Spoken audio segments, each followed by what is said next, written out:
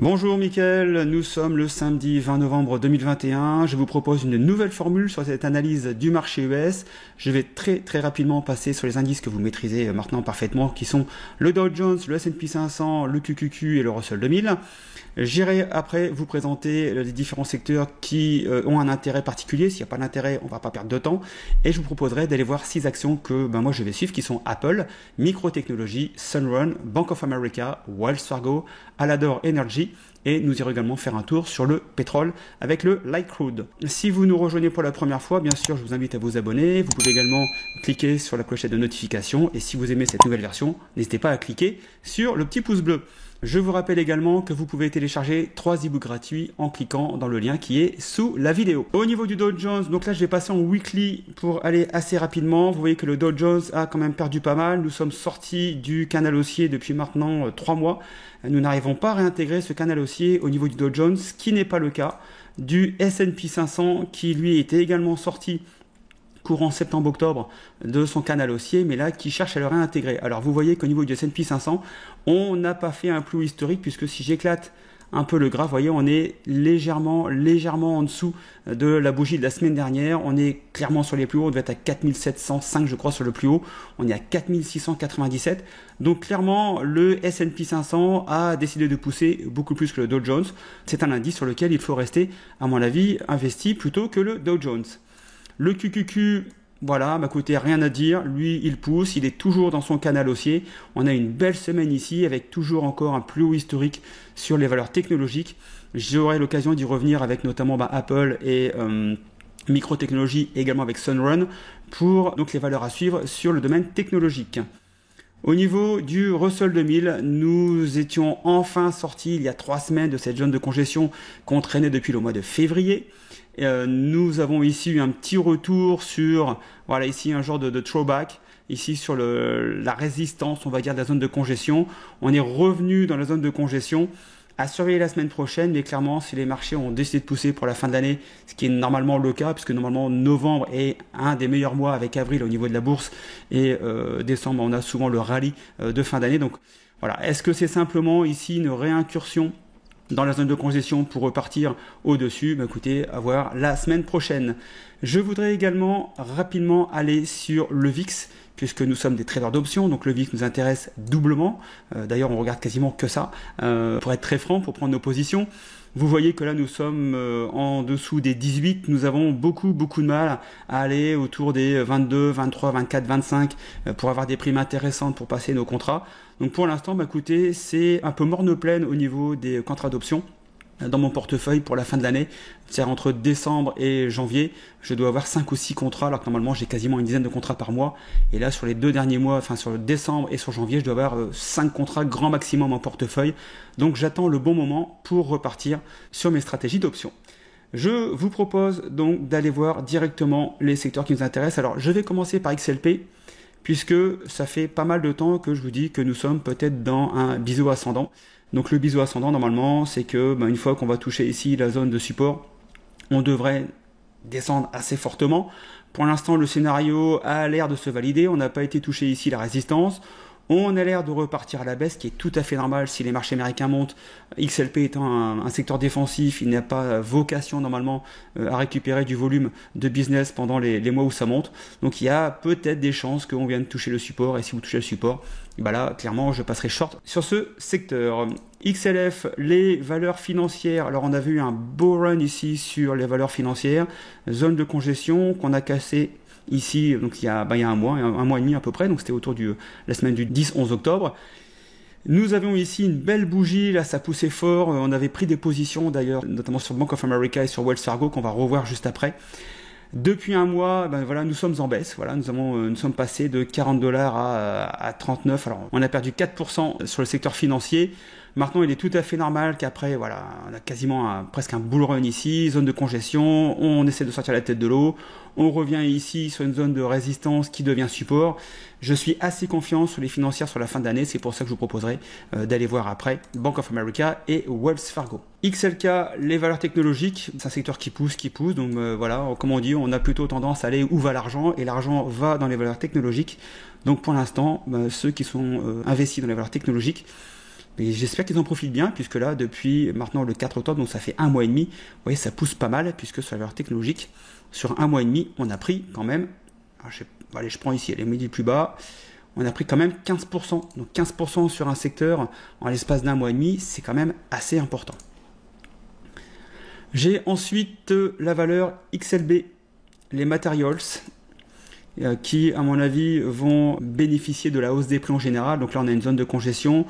On a eu un dépassement de la zone de congestion, on a fait un plus haut historique. On revient tester ici cette zone de résistance qui pourrait servir de support. Vous connaissez, c'est toujours un peu le même principe.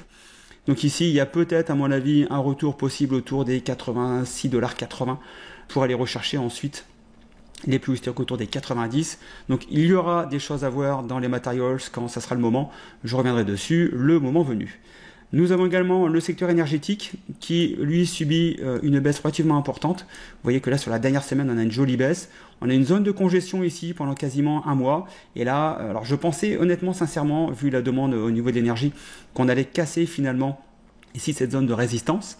Vous voyez que là, on s'est fait rejeter sur la résistance, donc qui porte bien son nom, donc ça a bien résisté. Et là, on est reparti à la baisse. On vient de casser la 200 semaines. Voilà, je vais passer en daily pour essayer d'avoir une image. Voilà, vous voyez que là, on est resté en congestion ici pendant beaucoup de séances.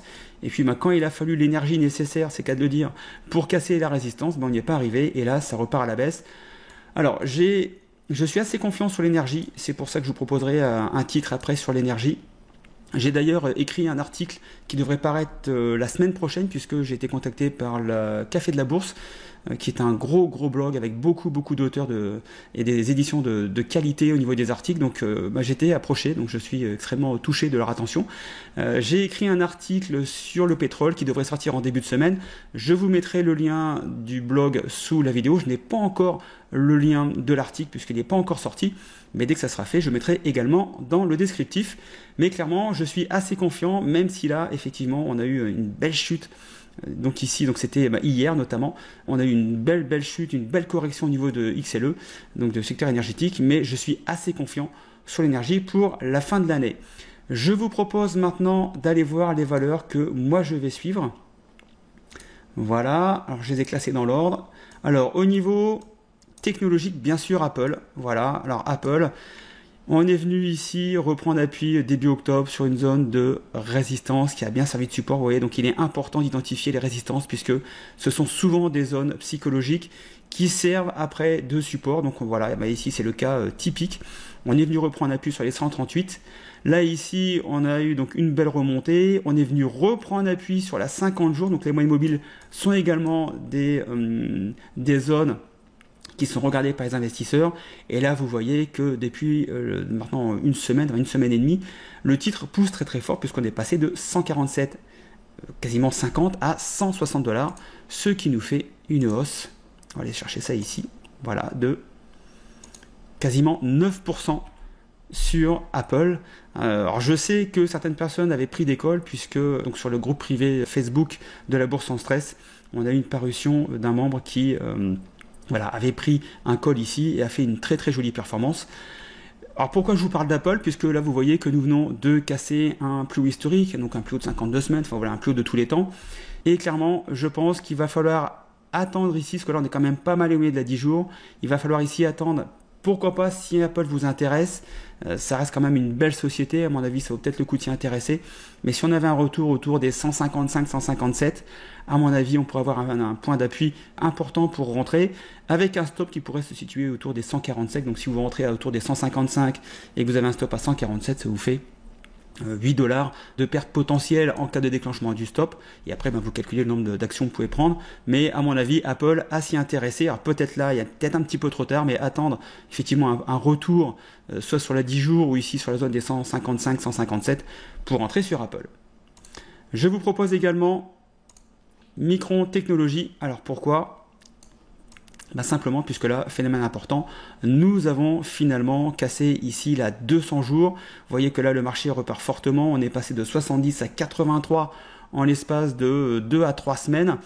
Donc pas mal de bonnes choses. Vous voyez qu'ici on avait également, je vais vous le dessiner, je vais le prendre ici, voilà, on avait ici une belle zone, Voilà, et dès qu'on a cassé, voilà, on est bien parti, on a la 10 jours ici qui monte bien, on a cassé la 50 jours et là on est en train de casser la 200 jours, donc plutôt un sentiment positif sur Micron Technology, à mon avis, donc à surveiller lundi, voir si on va pas revenir prendre appui ici sur la 200, mais clairement l'objectif pour moi affiché c'est au minimum ici le plus historique autour des 96,33, ce qui nous laisse un potentiel, voilà, imaginons qu'on revient ici sur la 200, on reprend appui, et ça nous laisse un potentiel de quasiment 21%.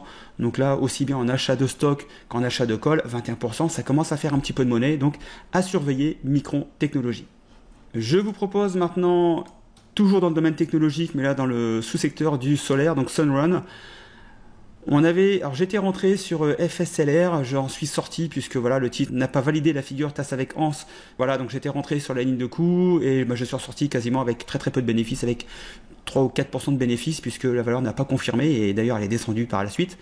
Ici vous voyez qu'au niveau de Sunrun c'est pareil, là on avait la 200. Voilà, qui servait de résistance. On a finalement cassé la résistance.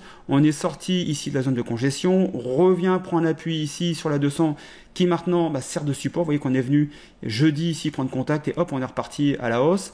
On a la 50 qui va croiser la 200 à la hausse. Donc c'est plutôt un signe positif.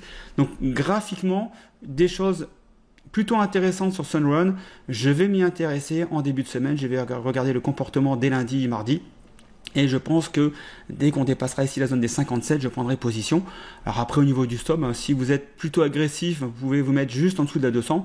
Et si vous êtes plutôt défensif, vous mettez un stop autour des $40. Clairement, vous ne prendrez pas le même nombre d'actions, mais vous aurez toujours la gestion de votre risque permanent.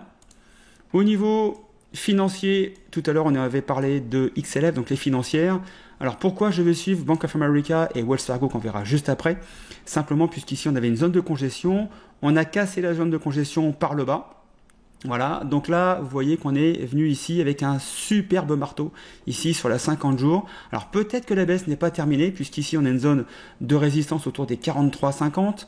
Vous voyez également que si je rétrécis le graphe, qu'on a ici une zone de support qui est convergent avec la 200, donc je vais attendre avant de rentrer, de prendre position sur Bank of America. Je vais déjà voir si on casse ici la 50 jours. Si on vient tester ici la zone des 43,50, 43,60. Si par contre on devait casser ces deux supports et revenir ici, on aurait quand même un premier support, deuxième support. Voilà, on aurait 3 supports à casser pour vraiment descendre. Vous voyez également qu'au niveau du RSI MACD, on est quand même pas mal baissier. À mon avis, il y a encore un potentiel de baisse. C'est pour ça que je vais attendre au minimum les 43,50 pour rentrer, pour voir si je rentre sur Bank of America ou pas.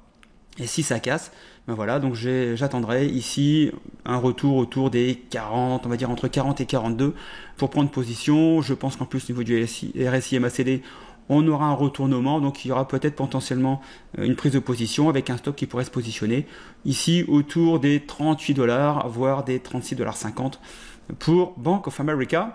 Au niveau de Wells Fargo, un peu la même configuration que Bank of America. Vous avez ici une ligne de support, voilà, qui va être rejoint ici dans quelques jours par la 200 jours également. Vous voyez qu'ici on a un magnifique marteau, donc là clairement les vendeurs ont poussé mais les acheteurs ont repris la main dans la séance pour clôturer juste sur la 50. Vous voyez, on a exactement le même phénomène ici que sur Bank of America, sauf que là voilà, on est venu chercher la 50, on a clôturé au-dessus, alors que sur Wells Fargo on est venu clôturer juste sur la 50. Voilà, donc est-ce qu'il faut rentrer maintenant sur Wells Fargo? Vous voyez également qu'au niveau des indicateurs que moi je suis, que j'aime bien, je suis à l'aise avec ça. Voilà, à mon avis, il y a encore un potentiel de baisse, donc j'aimerais bien attendre, pourquoi pas un retour autour ici des 45-47$ sur Wells Fargo.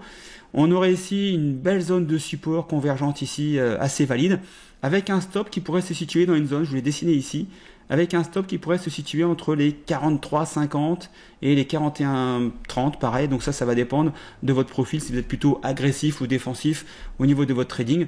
Vous verrez où vous placerez votre stop si vous souhaitez rentrer sur Wells Fargo. Je vous rappelle que ce ne sont pas des conseils financiers, mais simplement des choses que moi je vais regarder. Alors au niveau de l'énergie, je vous avais dit que l'énergie douille un petit peu en ce moment. À mon avis, il y a des choses à faire, notamment donc sur Alador Energy Company. Vous voyez qu'au niveau du RSI MACD, voilà, on est bien baissier. On a une très forte baisse puisqu'on est passé ici, je vais vous le dessiner. Voilà, on est passé Voilà, on a perdu 50% sur cette valeur avec, voilà, en très peu de temps, hein, puisque quasiment en 5 semaines, on a perdu 50%. Donc très très forte baisse. Je suis rentré, donc j'ai annoncé ça sur le Discord du retournement de tendance, je suis rentré à 2,31 hier. Pour l'instant, voilà, le cours est à 2,30, donc je perds pour l'instant 1 cent. Au niveau du stop, je ne vais pas vous donner le stop de la formation retournement de tendance, parce que ça fait partie de la formation justement. Mais je peux vous donner un stop qui pourrait être valide si vous décidez de rentrer dans ce trade-là, avec un stop qui pourrait se situer autour ici des 1,98 $. Donc on est 10% en dessous du prix actuel. Donc là, après, voilà, vous managez le nombre de positions en fonction de votre aversion au risque. Mais voilà, donc je vais jouer ici donc l'énergie avec H Energy. J'ai d'autres valeurs également sur le secteur énergétique qui sont, pour être très franc avec vous, en perte en ce moment. Mais celle-ci, voilà, j'ai renforcé. J'étais déjà rentré sur celle-ci, pour être franc avec vous. Et là, j'ai renforcé puisque pour moi, on est pile poil dans un trade de la formation retournement de tendance. Donc vu que je crois à l'énergie sur le moyen terme, et là je profite de ce point bas pour reprendre une position différente. Alors ça peut être assimilé à une moyenne à la baisse, mais pour moi c'est vraiment deux trades différents. Je vais garder mes positions déjà prises et je vais regarder cette position prise hier. Voilà, donc j'en ai terminé pour cette nouvelle version analyse du marché US. Vous me dites dans les commentaires si ça vous plaît plus que l'ancienne version. Et si ça vous plaît plus, écoutez, je resterai sur cette nouvelle version. Et si vous voyez également des améliorations à avoir ou des points que vous souhaitez voir, n'hésitez pas également à me les mettre dans les commentaires. Sur ce, bonne semaine, trade safe, à bientôt, ciao, bye bye.